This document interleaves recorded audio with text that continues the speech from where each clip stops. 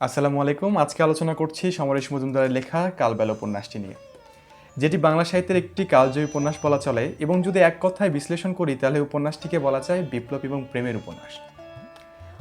উপন্যাসটার যদি গল্পতে ফিরি তাহলে প্রথমে আগে কেন্দ্রীয় চরিত্র অনিমেষের সাথে আপনাদেরকে পরিচিত হতে হবে।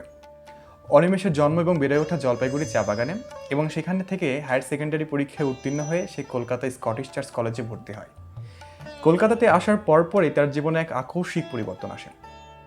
সেই পরিবর্তন থেকেই অনিমেষ একটা পর্যায়ে ছাত্র ইউনিয়নের সঙ্গে যুক্ত হয়ে যায় এবং রাজনীতির সাথে সক্রিয় হয়। সেই স্কটিশ চার্চের জীবনীতেই অনিমেষের সাথে পরিচয় হয় মাধবীলতার। এরপরেই এক বিস্তর প্রেমের উপাখ্যান। সেই ঘটনাগুলো জানতে অবশ্যই আপনাকে পড়তে হবে কালবেলা উপন্যাসটি নিয়ে আমার বলার কিচ্ছু নেই, কারণ এগুলো কালজয়ী উপন্যাস এবং বাংলা সাহিত্যের লেজেন্ডারি উপন্যাস।